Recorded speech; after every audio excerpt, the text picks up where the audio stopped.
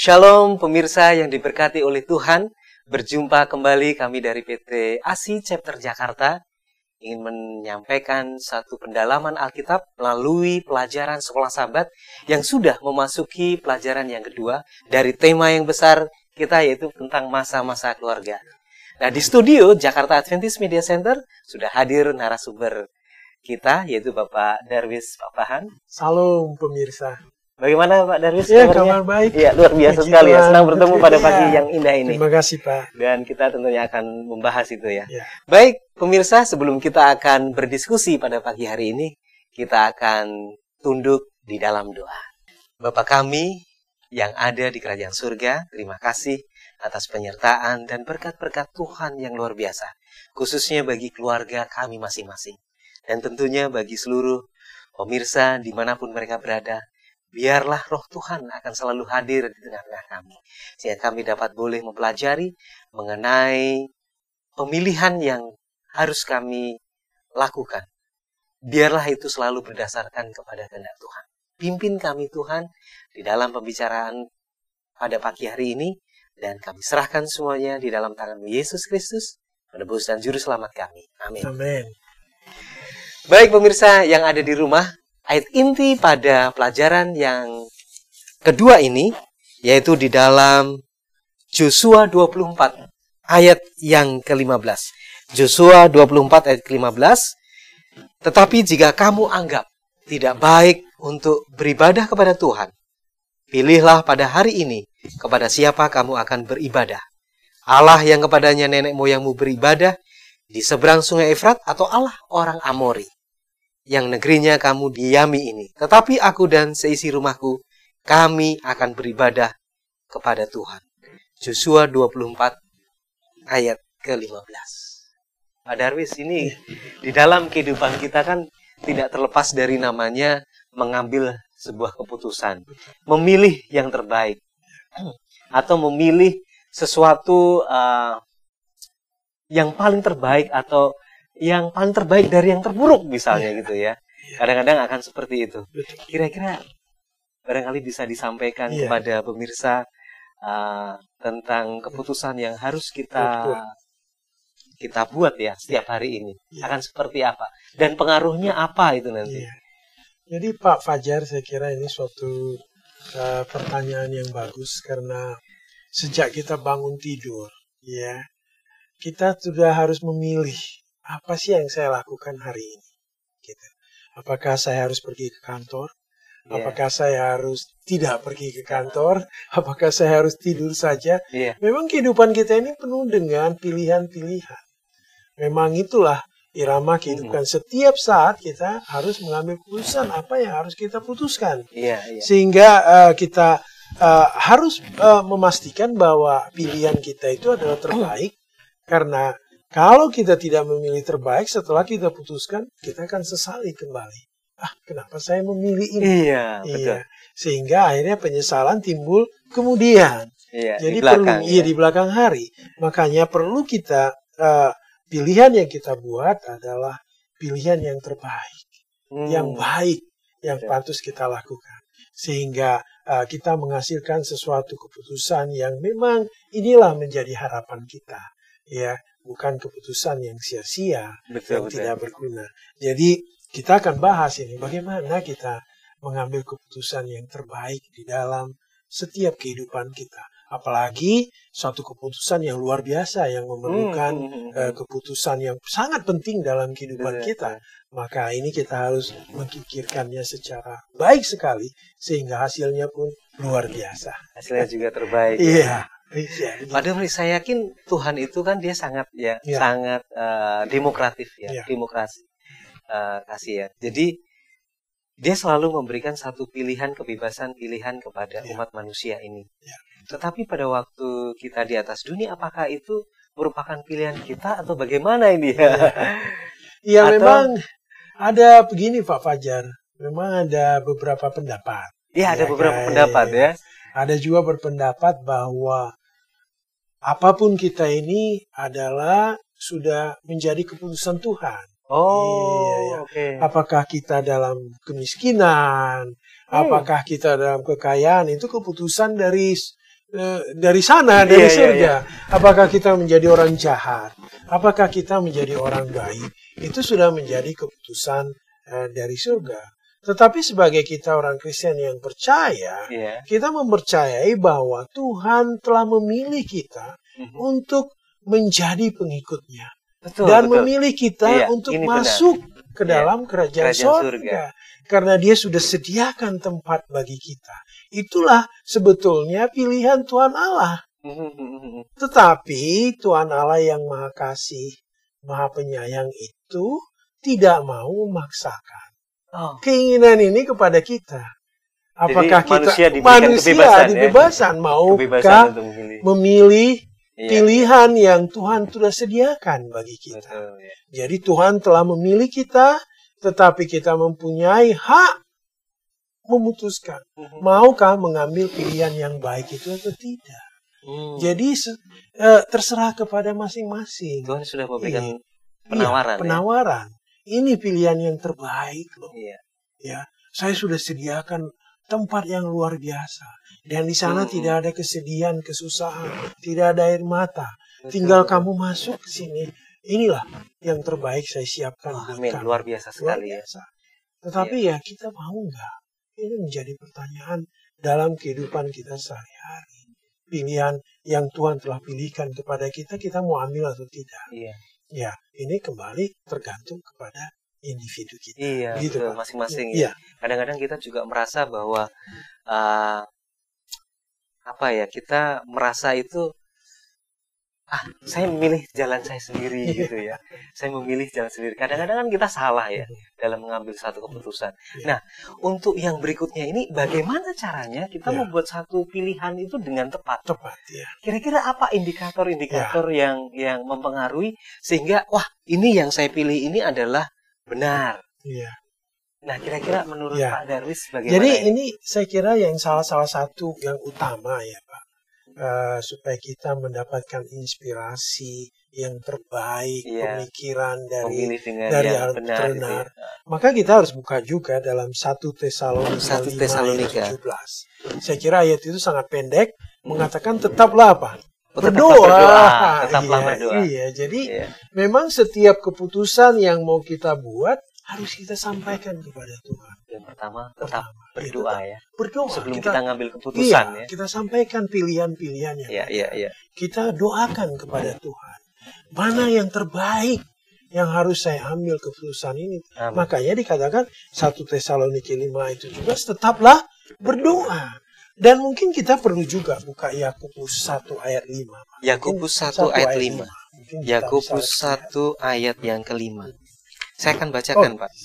Yakobus 1 ayat yang ke-5 itu, tetapi apabila di antara kamu ada kekurangan hikmat, hendaklah ia memintakannya kepada Allah yang memberikan kepada semua orang dengan murah hati dan dengan tidak membangkit, maka hal itu akan diberikan kepadanya. Nah, ini paling penting. Meminta hikmat. Meminta bantuan kepada Tuhan. Sehingga kita mempunyai pikiran yang baik, pikiran yang bijaksana, yang sesuai dengan keinginan Tuhan, rencana Tuhan.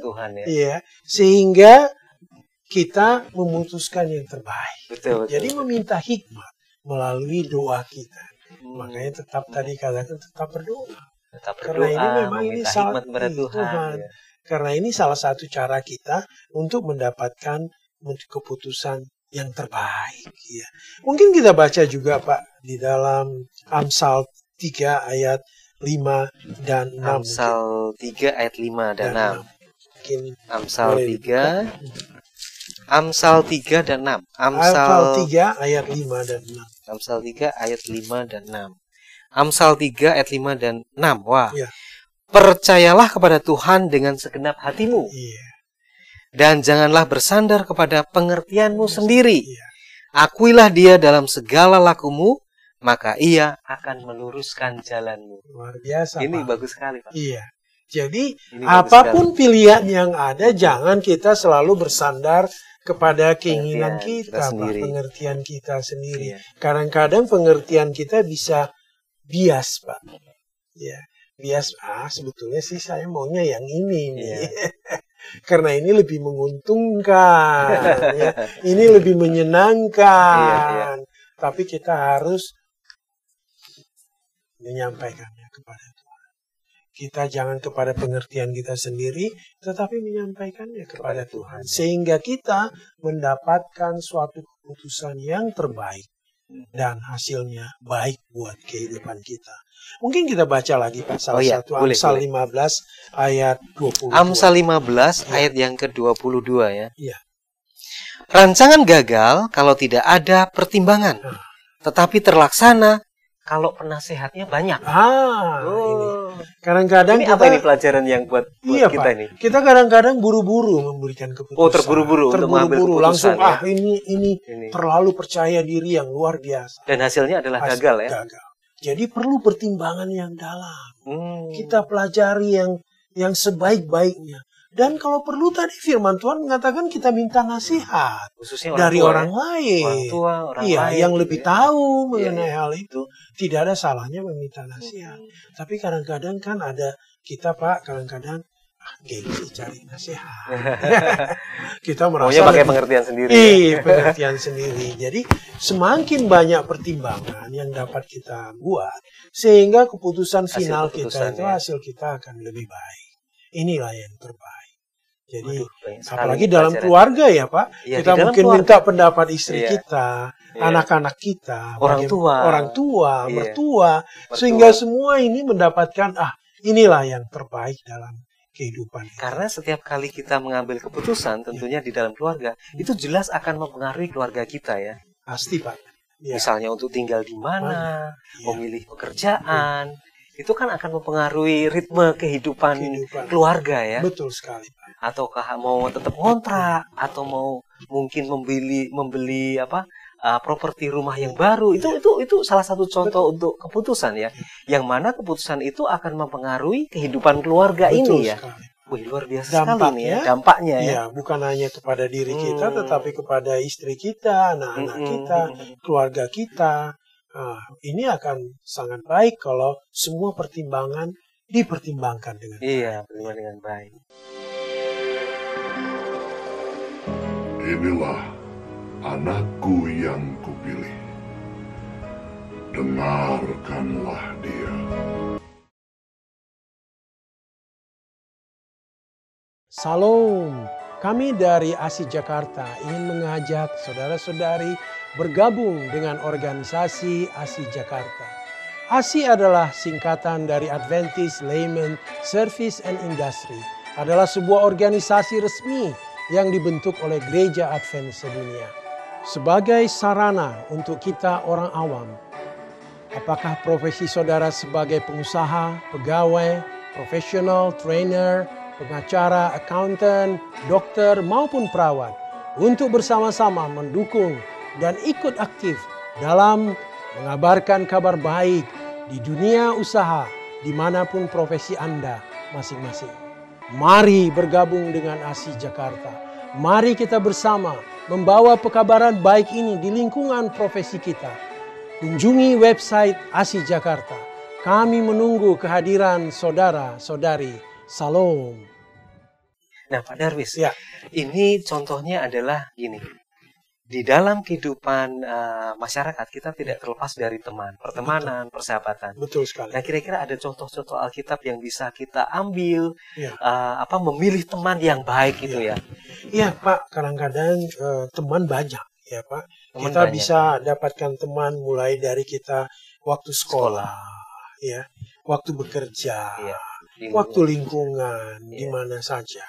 Tetapi teman yang benar itu adalah teman yang memang teman kita di dalam waktu kita susah juga dia teman kita. Memang waktu kita senang, gembira Pak, itu teman banyak sekali. Apalagi kalau kita banyak uang ya Pak. Teman banyak. Ada gula ada semut ya. Tetapi begitu ke dalam kesulitan, semuanya kita seperti sendiri, tidak ada teman lagi. Nah, seperti pertanyaan Bapak tadi itu adalah satu contoh di Alkitab saya kira luar biasa, yaitu pertemanan antara Daud dan Jonathan. Daud dan Jonathan, iya.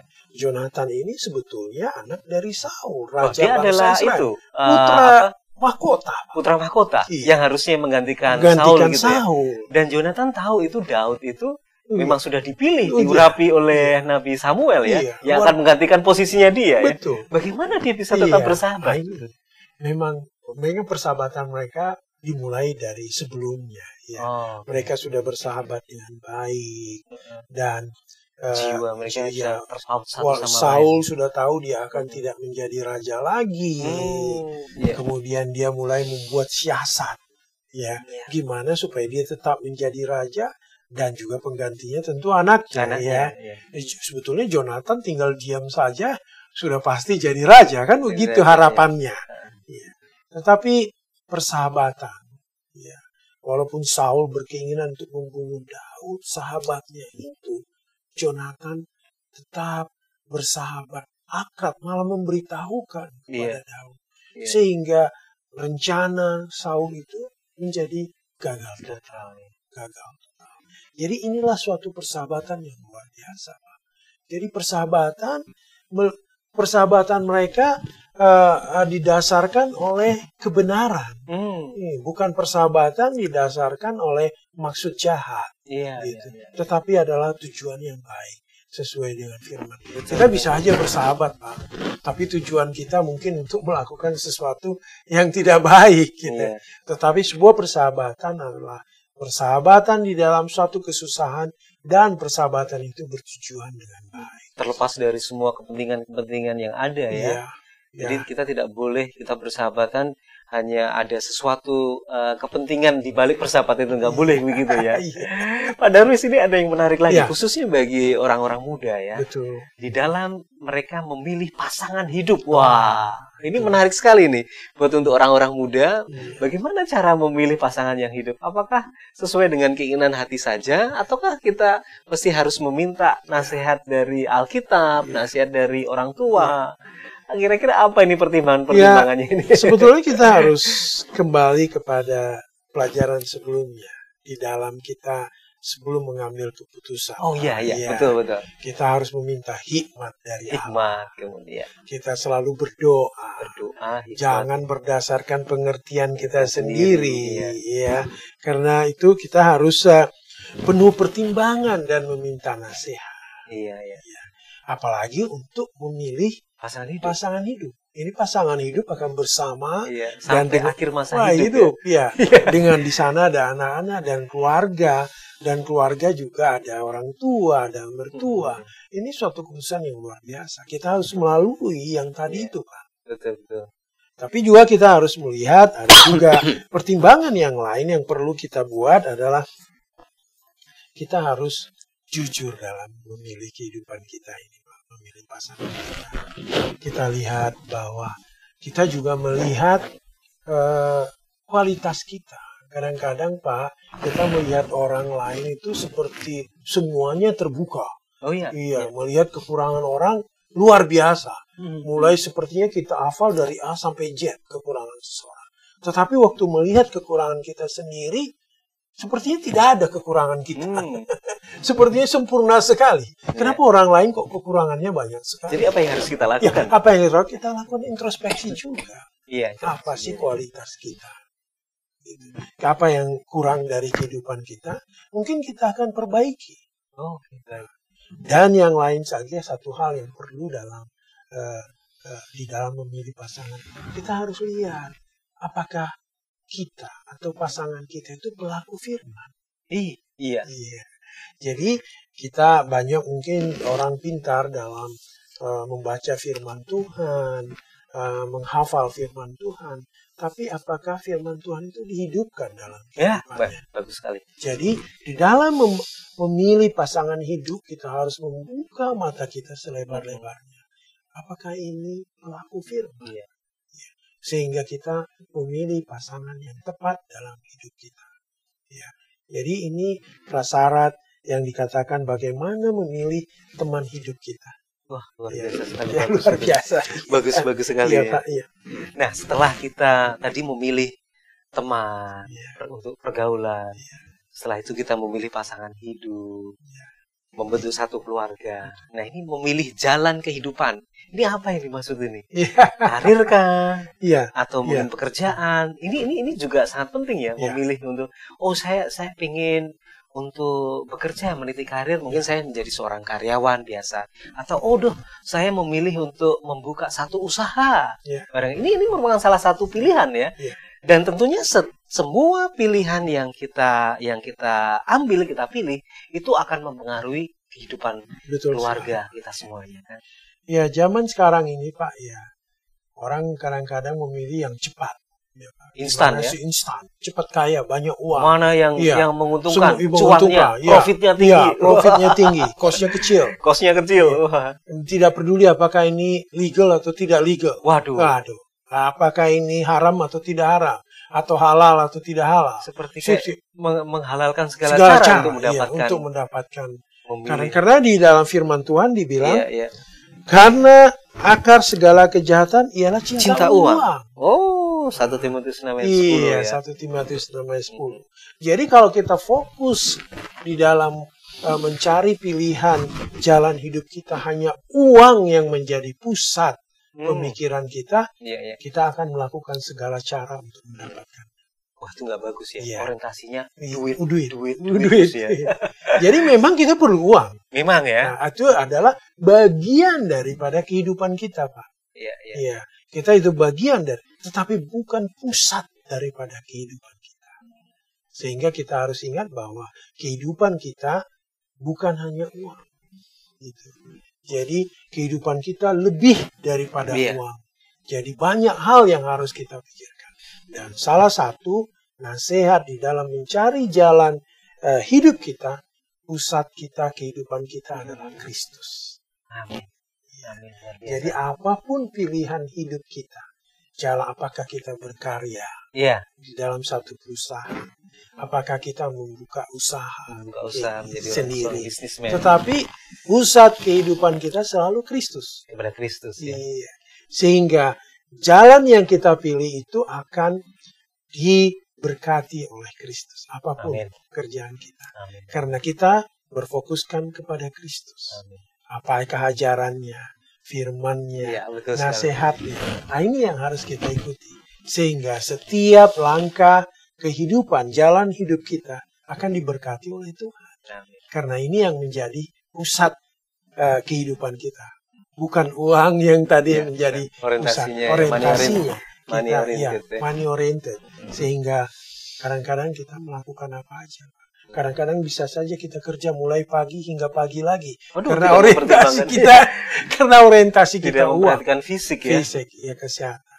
Jadi ini yang menjadi pemikiran kita. Gitu, Pak. Baik pemirsa yang diberkati oleh Tuhan dimanapun sudah berada, kita sudah sampai di penghujung pembicaraan diskusi pelajaran sekolah Sabat. Dan tentunya Pak Darwis juga ada satu poin-poin yang resume dari pelajaran yang kedua tentang pilihan yang kita buat. Ini kira-kira apa ini? Jadi Pak, menurut saya Tuhan Allah pertama adalah Tuhan Allah telah memilih kita untuk masuk ke dalam kerajaan surga, tempat yang Dia sudah sediakan bagi kita. Nah, kita mempunyai hak memilih. Saya kira kita harus memilih untuk masuk ke tempat yang telah disediakan bagi kita oleh Tuhan Allah. Karena Tuhan memilih kita, tapi kita berhak juga menolaknya. Tapi yang penting bagi kita, mari kita memilih. Dan yang kedua, di dalam memutuskan kehidupan, di dalam kehidupan ini kita tiap hari membuat keputusan, Pak Fajar. Dalam memilih keputusan ini, kita minta hikmat daripada Tuhan. Jangan di dalam pengertian kita saja, tetapi kita minta nasihat dari orang lain. Kita buat pertimbangan yang dalam sebelum mengambil keputusan. Jangan nanti mengambil keputusan kita sesali keputusan yang kita buat. Demikian juga dalam memilih teman, memilih pasangan kita, memilih pekerjaan hidup kita. Supaya kita berikan Kristus menjadi pusat keputusan kita. Sehingga apa yang menjadi keputusan kita adalah keputusan Tuhan saja. Oke, luar biasa sekali. Terima kasih Pak Darwis. Ya. Baik pemirsa yang diberkati oleh Tuhan, demikian pelajaran Sekolah Sahabat, khususnya pelajaran pilihan yang kita buat. Tentunya kita akan tetap mengedepankan Yesus Kristus sebagai satu pusat orientasi kita dalam setiap kita mengambil keputusan dalam kehidupan kita sehari-hari. Baik, bila mana saudara yang diberkati oleh Tuhan menyukai akan channel kami Jakarta Adventist Media Center, bagikan channel kami ini atau subscribe dan berikan itu sharing kepada saudara-saudara yang lain sehingga mereka juga memperoleh berkat pelajaran yang sama yang kita terima pada pagi hari ini. Kita akan akhiri dengan doa yang akan dipimpin oleh Bapak Darwis. Mari kita berdoa. Bapa yang di surga, terima kasih pelajaran yang baik yang kami boleh diskusikan pada hari ini. Terima kasih Tuhan karena Engkau akan memberikan hikmat kepada kami sehingga kami memberikan keputusan yang terbaik dalam hidup kami. Khususnya memutuskan untuk mengikut Engkau sampai pada akhir hidup kami. Sehingga kami pada kedatangan-Mu yang kedua, kami boleh memasuki tempat yang Engkau telah sediakan bagi kami. Tuhan tolong kami di dalam hidup kami sehari-hari, dalam memutuskan kehidupan kami, sehingga Tuhan menolong kami, sehingga kami memberikan keputusan yang terbaik. Tuhan dengarlah permohonan kami, pemirsa, dan kami juga di sini. Berkati kami, ampuni dosa kami. Dalam nama Yesus kami berdoa. Amin.